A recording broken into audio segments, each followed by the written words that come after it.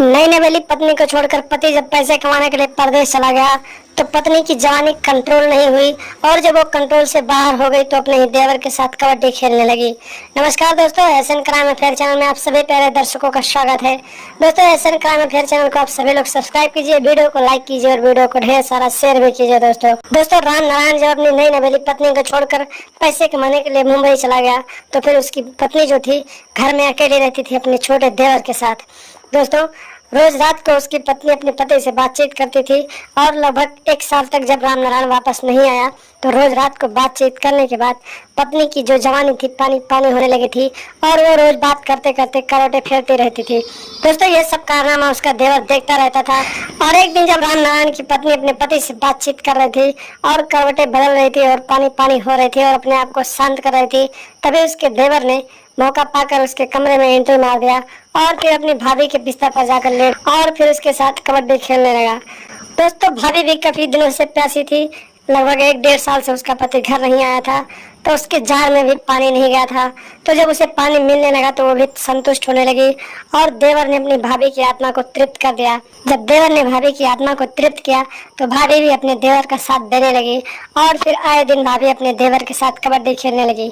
इसी तरीके से कई दिनों तक चलते रहे और एक दिन राम नारायण मुंबई से घर वापस आ गया और फिर जब उसने देखा कि उसकी पत्नी के चाल ढंग बदल चुके हैं तो फिर उसे अपनी पत्नी के ऊपर शक होने लगा।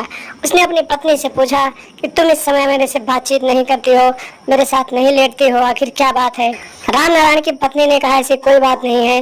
और जब भी राम नारायण अपनी पत्नी के साथ कबड्डी खेलने का मन करता था तो उसकी पत्नी कोई ना कोई बहाना बना देती थी और अपने पति को सुलाकर अपने देवर के साथ कबड्डी खेलती थी।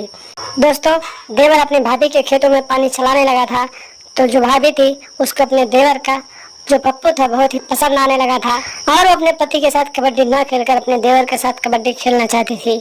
एक दिन की बात है दोस्तों, रात के करीब 2 बज रहे थे।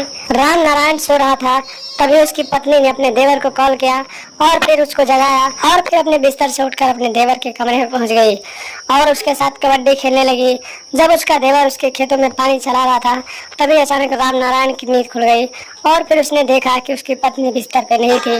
तो खोजते खोजते वो अपने भाई के कमरे में पहुंच गया और फिर उसने देखा कि उसकी पत्नी उसके छोटे भाई के साथ बिस्तर में लेटी हुई थी और अपने खेतों में पानी चला रही थी। इतना नजारा देखने के बाद राम नारायण गुस्से से लाल हो गया और फिर उसने अपने भाई और अपनी पत्नी का विरोध किया।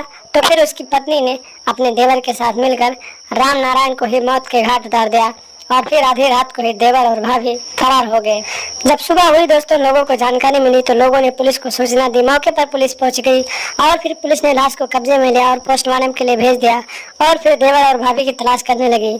फिलहाल अभी भी देवर और भाभी की तलाश पुलिस कर रही है। तो दोस्तों, आप लोग भी सावधान रहें, सतर्क रहें और ऐसी औरतों से दूर रहें और अपनी नई नवेली पत्नी को छोड़कर कहीं भी पैसे कमाने ना जाएं। अगर आपको पैसे कमाने हैं तो गाँव पे ही घर पे ही रहकर कोई बिजनेस कर लें ताकि आपकी पत्नी किसी और के बाहों में ना जाए, ताकि आपकी पत्नी आपके साथ बेवफाई ना कर सके। तो दोस्तों, सावधान रहें, सतर्क रहें, अपने घर परिवार को सुरक्षित रखें और लगातार हमारे साथ बने रहें। हमारे चैनल को सब्सक्राइब कर लें और हमेशा देखते रहें एसएन क्राइम अफेयर।